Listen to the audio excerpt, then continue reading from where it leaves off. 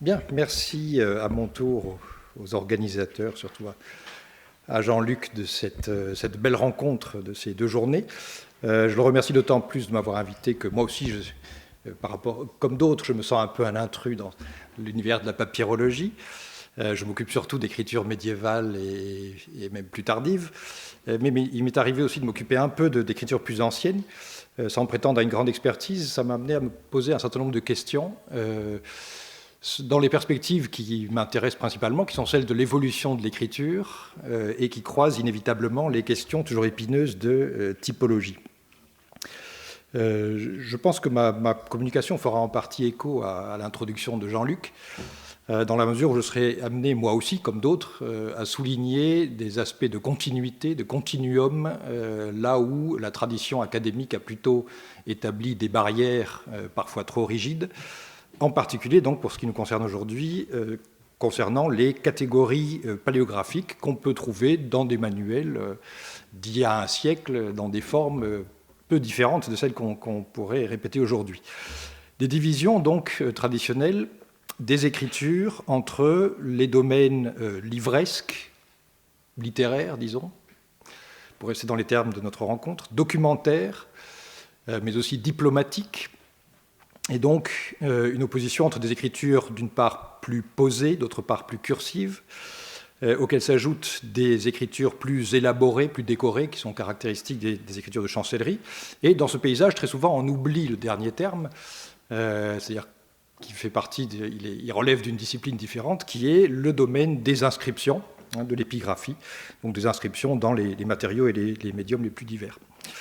Écritures, donc, dans ce cas-là, qui sont souvent plus dessinées qu'écrites proprement, même si dans l'Antiquité, le domaine de l'inscription, évidemment, comprend très largement les inscriptions peintes, qui, de ce point de vue, sont écrites, si on veut, mais avec un pinceau et pas avec un calame, mais écrites dans le sens qu'elles ne sont pas tracées par un contour qu'on remplit ensuite, comme les inscriptions médiévales, mais d'une façon plus dynamique et plus proche de l'écriture naturelle.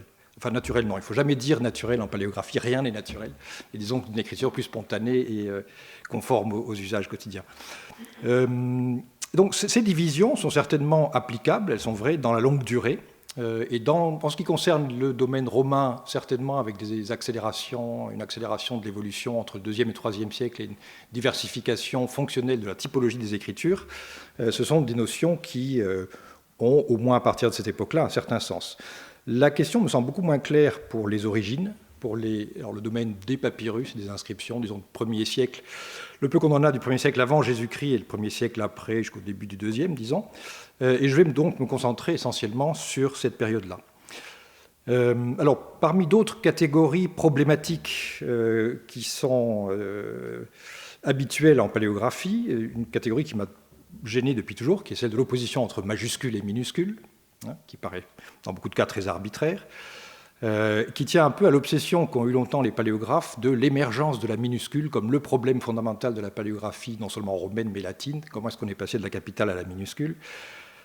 Et au-delà de cette simple opposition donc, entre écriture, dans les termes habituels, quadrilinéaire et bilinéaire, incluse entre 2 lignes ou entre 4 lignes, une portée de 4 lignes, à cette opposition donc s'ajoute la typologie à peine plus fine, la distinction entre capitale, onciale, demi-onciale, qui à partir du 3e, 4e siècle constituerait déjà une minuscule primitive, comme on le considère maintenant, alors que pendant longtemps on a plutôt pensé qu'il n'y avait pas de véritable minuscule avant le 7e siècle.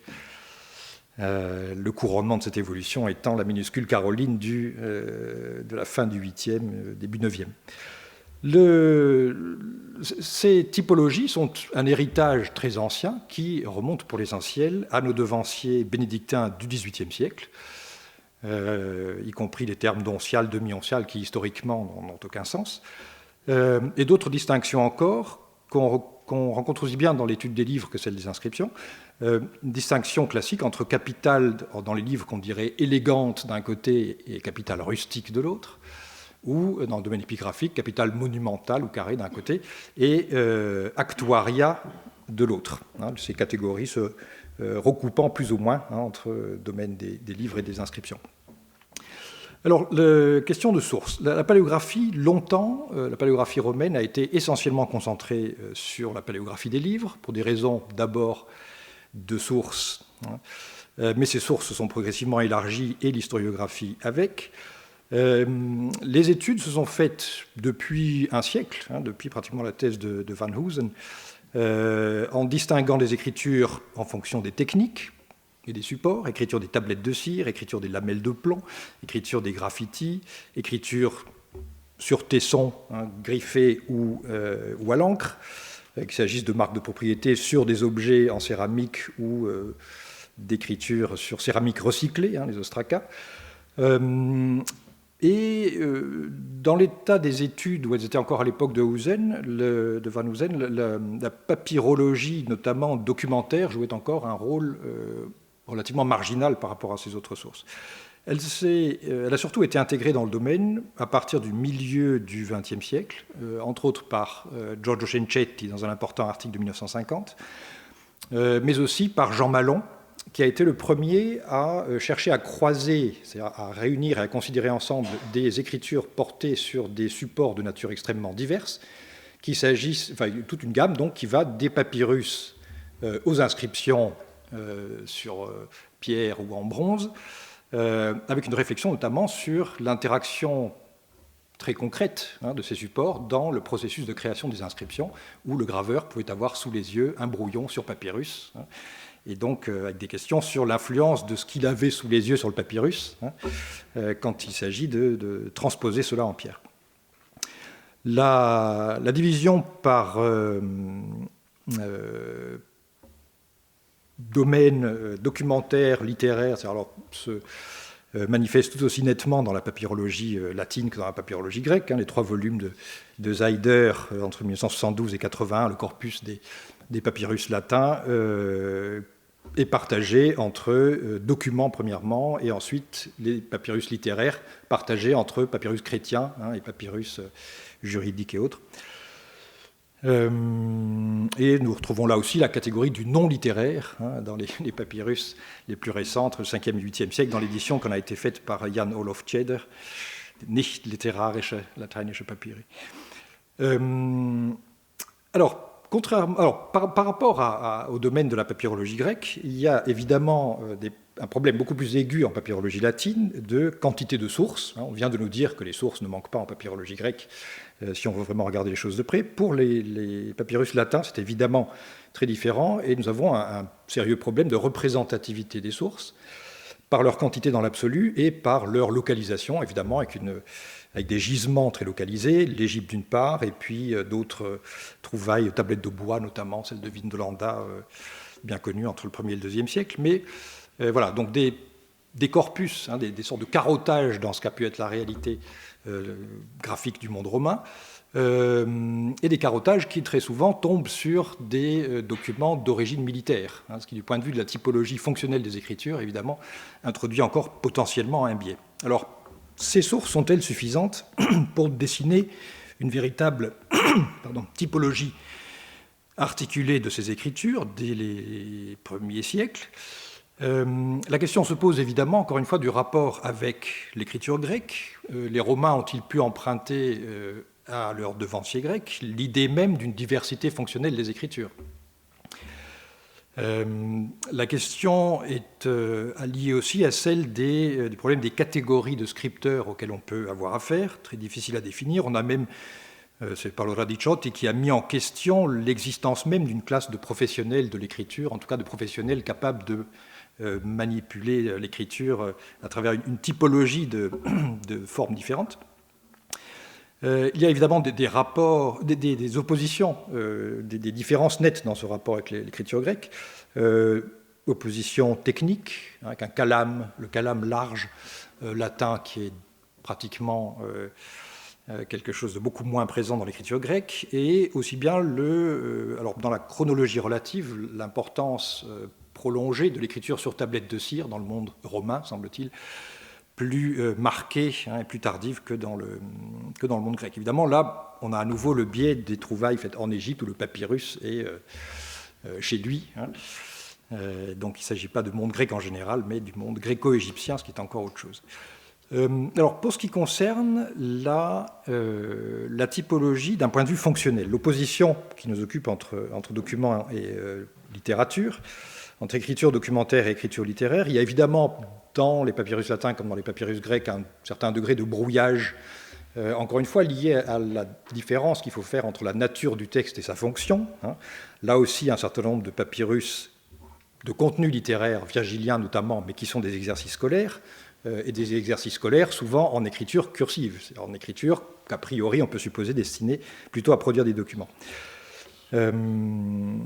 L'étude des papyrus d'Herculanum est particulièrement intéressante de ce point de vue, du point de vue fonctionnel, où on voit l'évolution du point de vue des chercheurs. En 1998, Paolo Radiciotti, regardant ces papyrus pour beaucoup illisibles et essayant de deviner un peu le contenu d'après la forme de l'écriture, disait, dans beaucoup de cas, ce papyrus, d'après l'écriture cursive, est potentiellement plutôt documentaire. Voilà, il y avait une tendance à essayer de rattacher tout ce qui est cursif au documentaire. L'étude plus récente qui en a été faite par Serena Mirati, notamment grâce au progrès de la photographie multispectrale qui a permis de voir un peu mieux ce qu'il y a dans ces rouleaux, l'a amené à conclure que finalement tous ces manuscrits sont pratiquement de contenu littéraire, et qu'il n'y a pas d'opposition, il n'y a pas de corrélation, disons, à faire systématiquement entre type d'écriture et type de contenu. Et donc, elle conclut, et ça me fait très plaisir de lire ça, parce que c'est un peu la direction dans laquelle je m'orientais aussi, mais elle le fait avec bien meilleure connaissance du domaine, c'est que plutôt que d'une opposition entre documentaire et littéraire, il faut plutôt penser à une gradation, à des degrés de formalité, correspondant à des livres plus ou moins formels, à des documents plus ou moins formels, selon les cas. Tout cela est lié évidemment à nouveau à des questions techniques, questions de contraintes techniques et de vitesse d'exécution essentiellement, c'est-à-dire un raisonnement d'ordre économique entre le temps qu'on veut consacrer à l'écriture et l'effort qu'on peut demander au lecteur.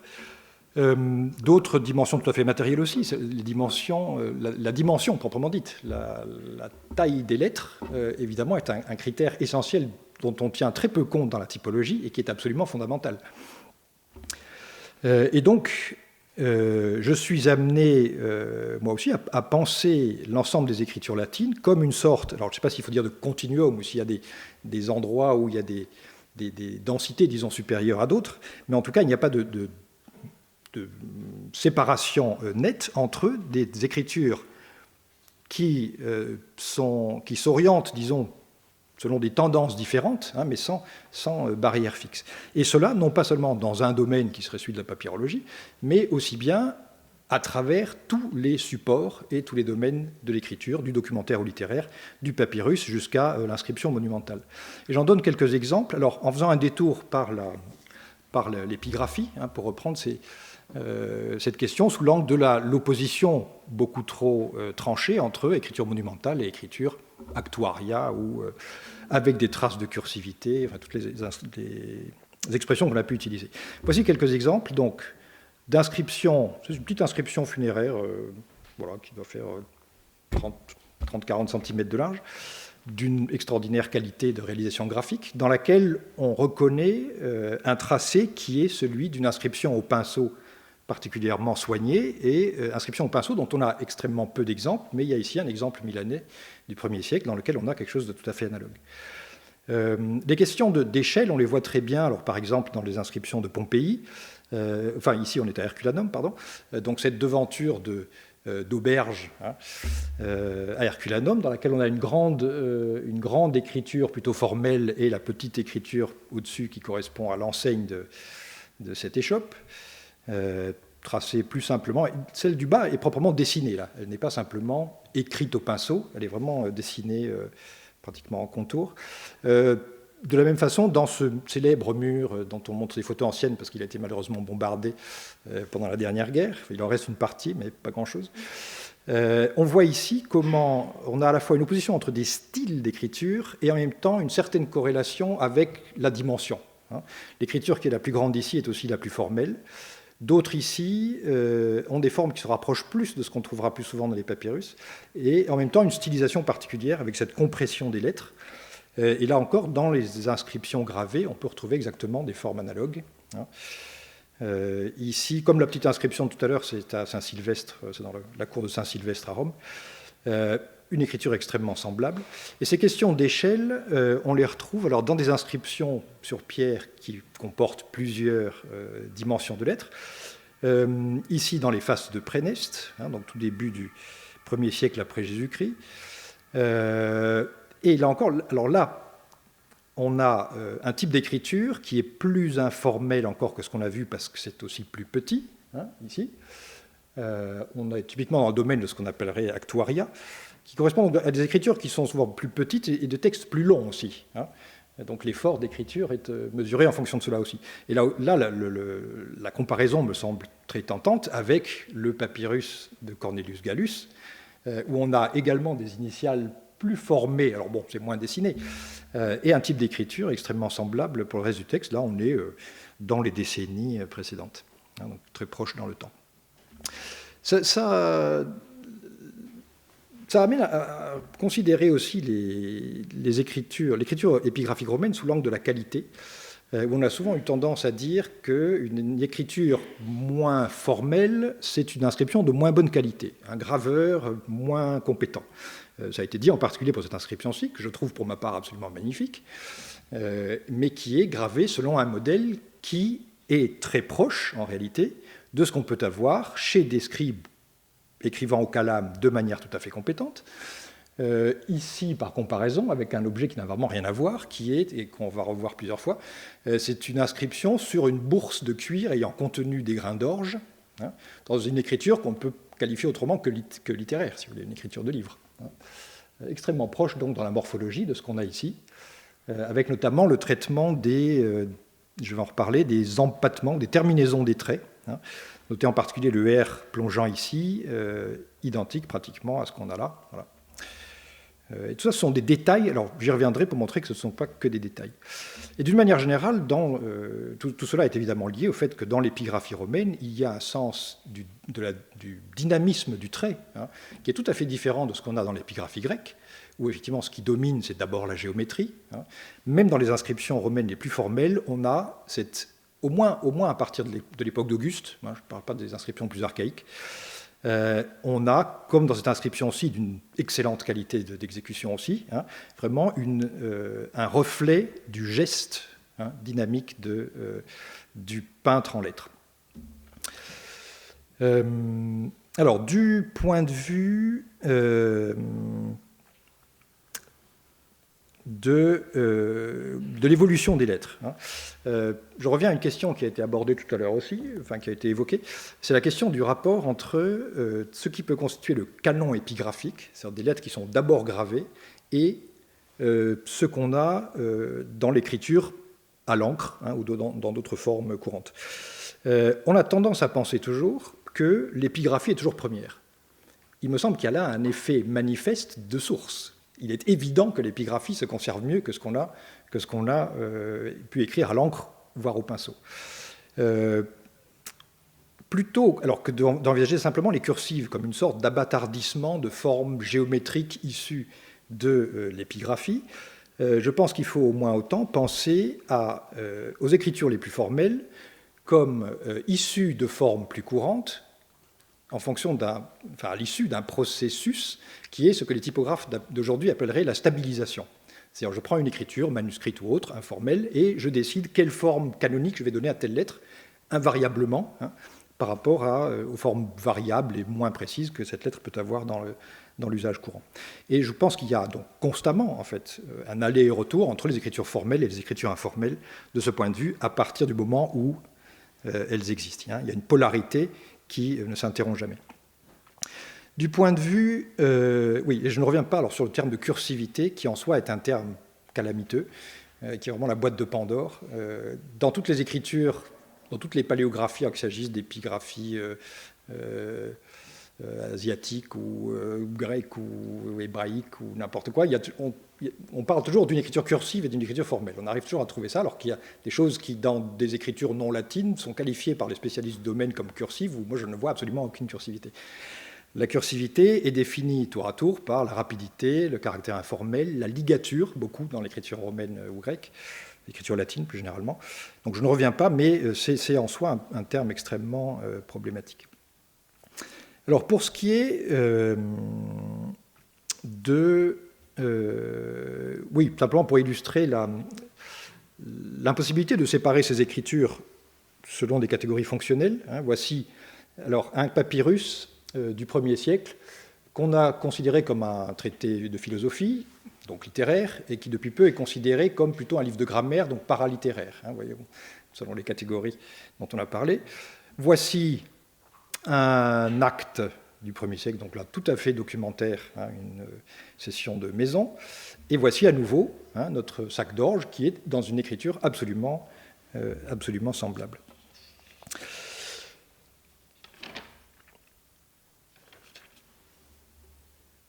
Alors, dans l'analyse même des formes, c'est là qu'il me semble que nos typologies préétablies jouent un rôle particulièrement néfaste, puisqu'on a tendance à rattacher ce que l'on voit à une catégorie avant même de commencer à le décrire, et qu'il y a là une sorte de raccourci dans la perception qui nous mène à une sorte de pensée déductive plutôt qu'inductive et qui, dans bien des cas, nous empêche de chercher à observer exactement comment fonctionne une écriture donnée comme système. Et ça amène à des descriptions qui me paraissent très, très périlleuses, comme les termes d'écriture mixte ou de capital contenant des lettres onciales. Donc l'idée d'une hybridation qui, en général, ne correspond à rien, mais correspond simplement à la façon que nous avons d'identifier telle lettre avec sa forme dans telle canonisation. Le cas de la lettre onciale est particulièrement fréquent. On trouvera souvent ça dans l'analyse des graffitis, des inscriptions informelles. Une capitale avec des lettres onciales, même pour le 1er ou 2e siècle, où l'écriture onciale n'existe pas encore. Donc elle ne pouvait pas être dans l'esprit du scripteur. Elle a simplement une forme qui, pour nous, évoque celle que sera cette lettre dans l'oncial, parce que nous connaissons la suite de l'histoire. Il y a là une téléologie à laquelle il faut échapper. Il faut regarder les formes, me semble-t-il, au moins toujours d'abord depuis l'amont, et non depuis l'aval. Alors pour ce qui est des catégories, oui, de l'étiquetage des écritures qui oblige à les rattacher à un pôle ou à un autre, voici par exemple cette célèbre lettre de Philéros, un des plus anciens, pratiquement un des premiers papyrus documentaires latins, du 1er siècle avant Jésus-Christ. Il a été qualifié tour à tour de capitale livresque, et je pense essentiellement parce qu'il n'y a pas de ligature. Cencetti considérait ça comme un bel exemple de capitale livresque, alors que pour d'autres, c'est un typique exemple de cursive, parce qu'il y a des airs prolongés, etc. Et ça a été utilisé notamment par une étude récente pour montrer comment, au contraire, en Égypte, dès le 1er siècle, il y a un enseignement de cette écriture qui n'est pas la capitale livresque et dont on retrouve les formes à peu près inchangées chez différents scripteurs à la même époque.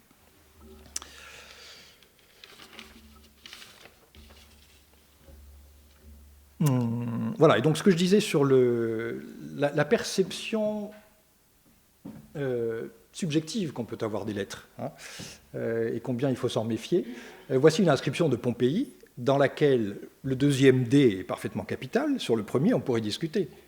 À part la brisure, ce qu'on pourrait considérer comme une brisure ici, il y a une espèce d'extension ici, qui est purement décorative dans ce cas, qui contribue à la dimension esthétique et dynamique de la lettre, mais dans laquelle nous voyons déjà la haste d'un D oncial, avec 2 siècles d'avance. Donc voilà juste simplement un exemple. Alors dans la description de ces écritures et dans les groupements, le clustering, comme diraient nos amis de la paléographie numérique, quels sont les critères qui nous permettent de rapprocher une écriture et une autre, en fonction de quoi? Autrement qu'autour de pôles préétablis par ces nomenclatures. Quand on trouve qu'une écriture ressemble à une autre, qu'est-ce qu'on considère? Est-ce que c'est un type? Est-ce que c'est simplement un style? Est-ce que ce sont 2 individus qui, par hasard, ont des écritures qui se ressemblent, ou des tendances, si vous voulez, analogues qui sont à l'œuvre? Très souvent, on se contente d'une impression générale dans ces groupements, disant des écritures penchées à droite et riches en ligatures. Voici une demi-douzaine de papyrus qui ont ces caractéristiques, et qui en réalité, si on les regarde dans le détail, ont des structures de lettres absolument différentes. Il faut en réalité, je pense, revenir à une analyse de détail qui ne considère pas seulement les lettres une par une, mais qui considère... alors ça c'est un grand apport des travaux d'Emanuele Casamassima il y a presque 50 ans, au moins 40, 42. Il faut prendre en considération ce qu'il appelle la chaîne graphique, c'est-à-dire la manière dont les lettres se combinent les unes aux autres, les ligatures, hein, mais aussi, il me semble que ce qu'on n'a jamais fait, c'est une analyse qui mette clairement l'accent sur la distinction qu'il faut faire entre les traits de structure de la lettre et les traits accessoires. Les traits accessoires qui peuvent être des traits ornementaux, comme ce qu'on vient de voir, mais aussi des traits, par exemple, comme ceux qui entrent en ligature. Hein. Et de ce point de vue, il faut prendre l'ensemble de ces écritures, non seulement lettre par lettre, mais comme un système, hein, y compris sur la question fondamentale de l'identité de la lettre et comment est-ce qu'une lettre se distingue des autres lettres de la même écriture, dans une cohérence globale et pas dans l'idée que je mentionnais tout à l'heure d'une écriture mixte qui emprunte une lettre au hasard à une autre écriture, mais selon une logique interne. Là, alors il y a des questions techniques qui sont fondamentales et qui sont, à mon avis, à revoir par les termes, en raison des termes très inexacts qu'on utilise dans la littérature. En particulier, la plume large, le calame, large, dont je parlais tout à l'heure comme typique de l'écriture romaine, est souvent utilisé, en particulier dans la littérature italienne, mais parce qu'ils sont plus attentifs que d'autres aux critères techniques, mais c'est souvent qualifié de calame flexible.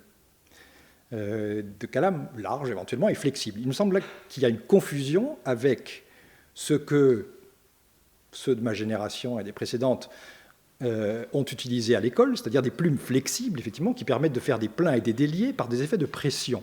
En réalité, il n'y a aucun effet de pression ici. C'est uniquement la largeur de la plume qui, en fonction de la direction, produit des épaisseurs différentes. Avec le pinceau, on le fait avec une brosse large de la même manière, hein.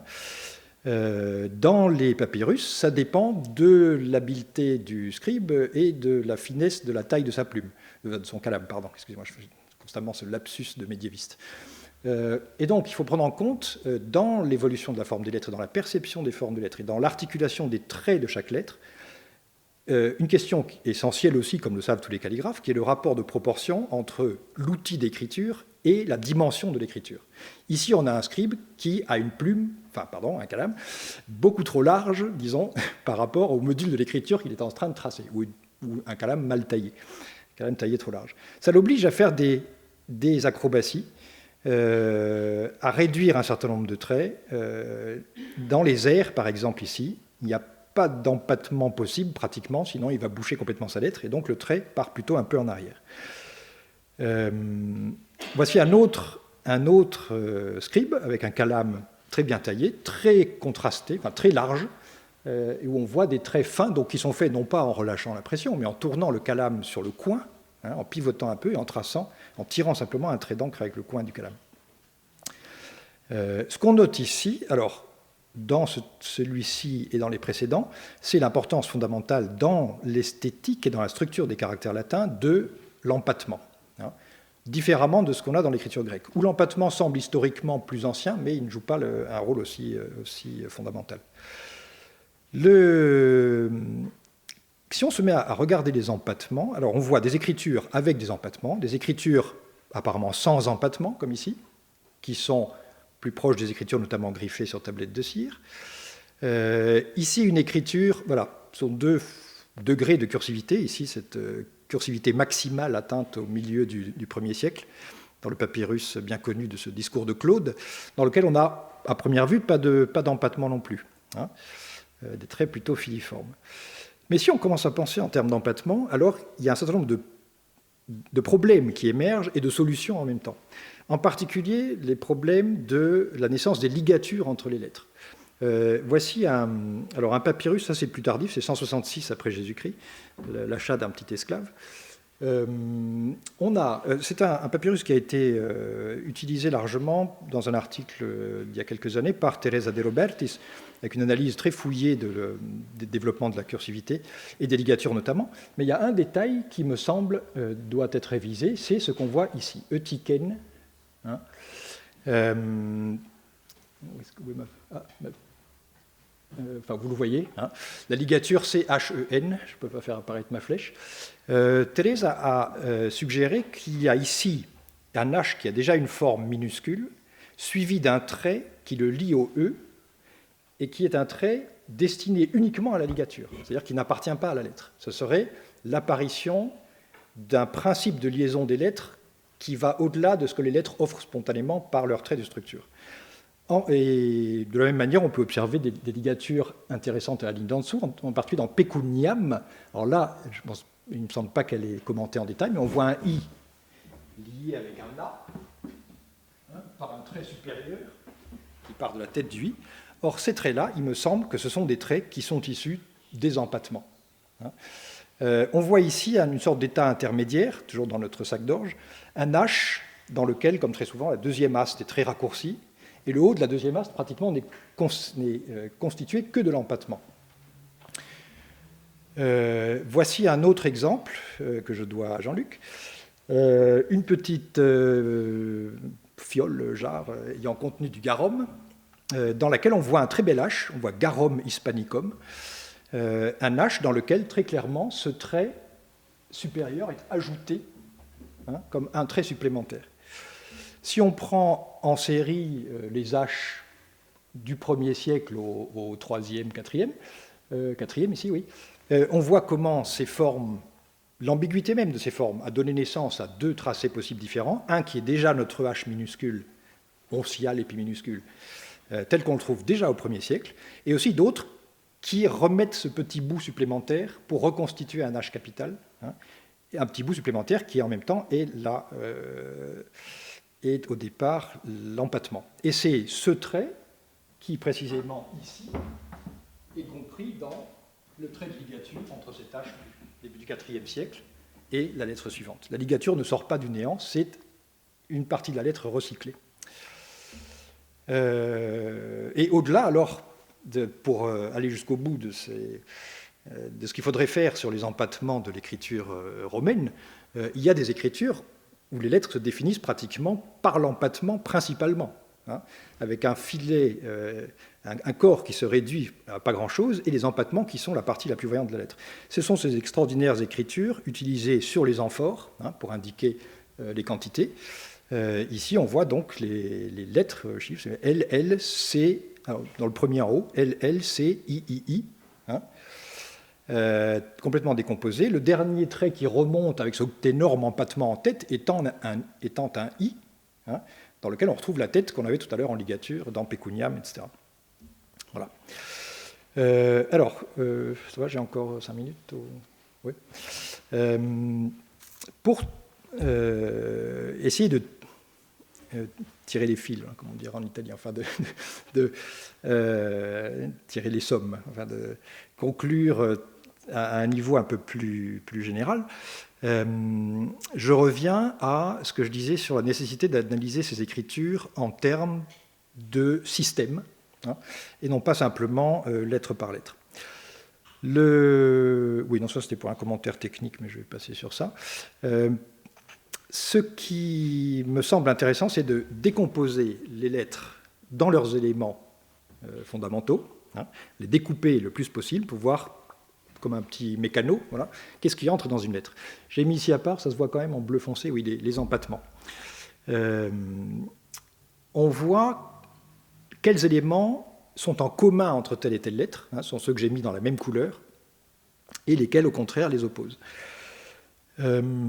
Il y a un certain nombre de lettres qui, quel que soit le système, à toute époque, dans tout système d'écriture, menacent de devenir trop semblables, hein, et demandent donc à être distinguées d'une manière ou d'une autre. C'est exactement comme en linguistique, l'assimilation et la dissimilation. Hein. Il y a des formes qui tendent à se rapprocher, et puis une décision pratiquement consciente, hein, crée à nouveau une différence. Le cas le plus évident dans ces capitales, c'est le problème créé précisément par les empattements, sur cette série de lettres, qui font que dans des lettres qui sont étroites avec de gros empattements, le I, le L et le T deviennent presque impossibles à distinguer, et de la même façon le E et le F. C'est ce qui fait que dans la capitale des premiers siècles, on va avoir très souvent un allongement d'une lettre par rapport à une autre. Le F sera étiré pour le distinguer du E. Le L sera étiré pour le distinguer du I. Et les choses alors deviennent plus complexes encore si on regarde l'évolution de la capitale vers les formes cursives. Et là, il me semble qu'on peut réintroduire effectivement l'idée de deux pôles, alors, qui dans les formes extrêmes de la cursivité sont vraiment devenus autre chose. Hein. Enfin, cette écriture cursive est vraiment devenue autre chose que la capitale formelle, parce que ce qui a changé, c'est la structure d'opposition entre lettre et lettre. Vous voyez comment un certain nombre de traits alors, ont évolué de la même manière.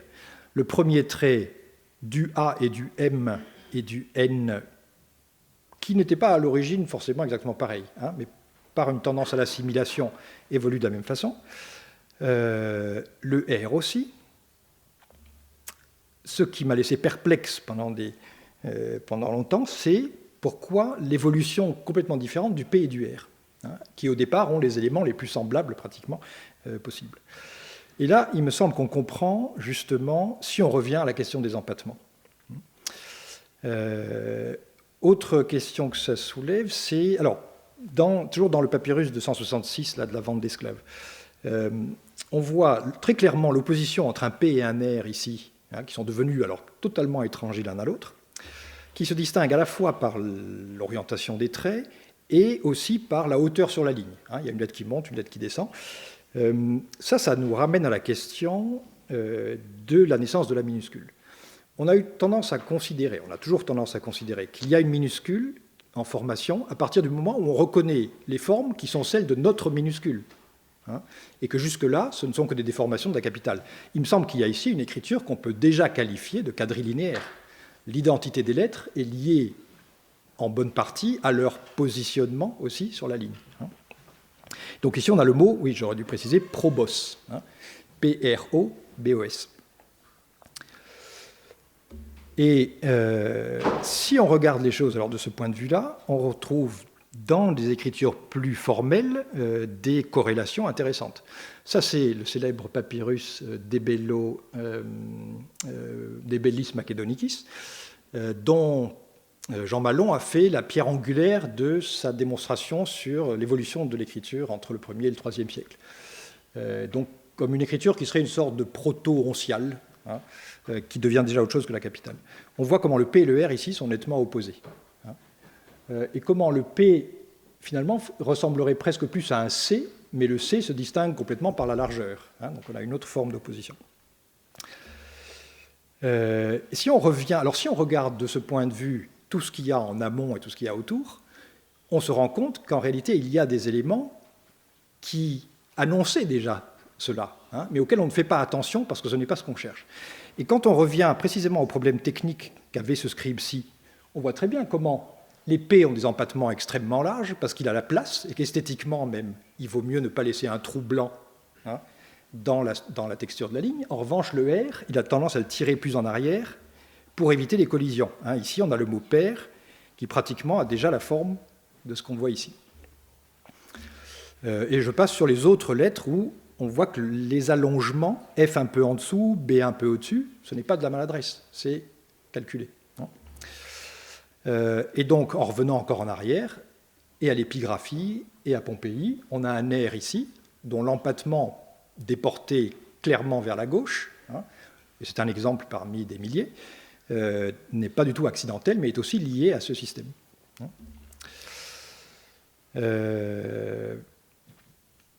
Voilà. Et en dernier lieu, si on regarde les choses sous cet angle-là, en faisant en partie abstraction des problèmes, enfin, de ce que la technique, de la part que prend la technique dans l'impression générale que nous avons d'une écriture. Si on se réfère vraiment à la morphologie et au ductus, à la structure des lettres, on commence à avoir des similitudes qui n'étaient pas évidentes auparavant.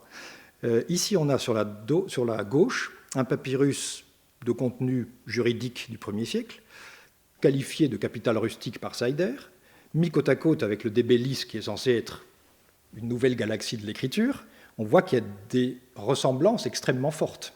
Hein. Je passe sur le U, le M, toutes choses évidentes, mais quand on prend le H, le D et le A, hein, ici on a des formes qui peuvent encore passer pour de la capitale déformée, ici on a des choses qui sont déjà des formes onciales, mais c'est en réalité une stabilisation, hein, une formalisation à droite de ce qu'on a à gauche. Et tous les deux sont datés dans les mêmes années, fin du 1er siècle. Voilà. Et donc, de ce point de vue, il faut revenir toujours à Jean Malon, je pense, qui après avoir reconstruit la paléographie au milieu du XXe siècle sur les bases du ductus et de la morphologie, en 1981, peu avant sa mort, dans son dernier écrit paléographique, disait en gros, je ne crois plus à aucune catégorie. Hein. Je pense qu'il n'y a que l'unité du monument graphique dont il faut analyser toutes les caractéristiques matérielles et graphiques, et que c'est sur cette base-là qu'on pourra éventuellement construire un discours historique et non pas sur la base de catégories abstraites. C'était un peu lié à je pense, à sa personnalité individualiste, anarchiste de droite, ce qu'on veut, mais il me semble qu'il y a là une leçon dont on a encore beaucoup de fruits à tirer. Merci.